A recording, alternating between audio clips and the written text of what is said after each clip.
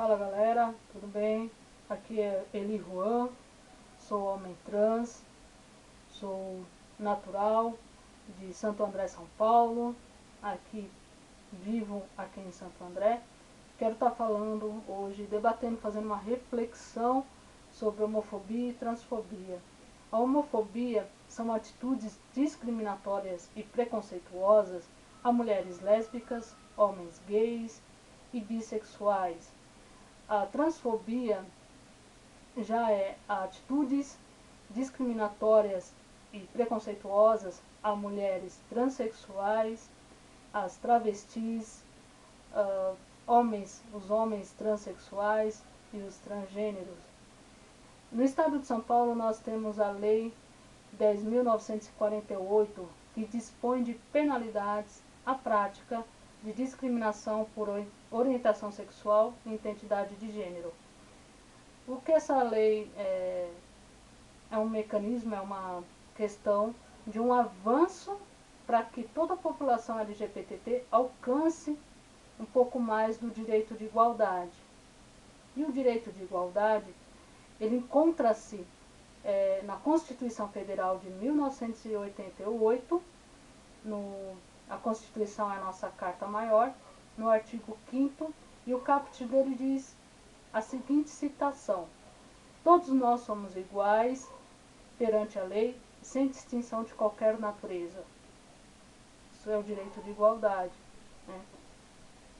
Obviamente que nós estamos numa sociedade para caminhar para a conquista dessa igualdade acontecer.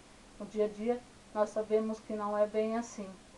Nós, a população LGBT, enfrentamos imensas dificuldades, imensas violências, intolerância e ódio. E com o tempo, esse canal do YouTube, ele vem justamente para começar o quê?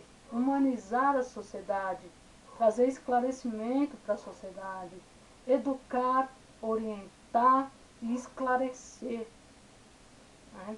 E demonstrar assim que nós, na verdade, somos a diversidade humana. Todos nós temos direito à vida, que está na nossa Constituição também, e principalmente lutarmos para que todos tenhamos uma sociedade mais justa, digna, para que todos nós possamos ter oportunidades no campo profissional e pessoal, e assim realizando as nossas realizações pessoais e dando sentido à nossa vida, à nossa existência.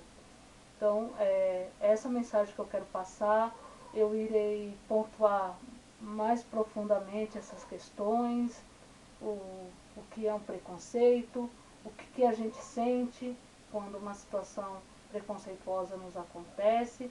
Eu vou estar me aprofundando nesse assunto. Então aqui é só uma introdução. Agradeço a atenção de todos e muito obrigado aí. Um abraço e até mais.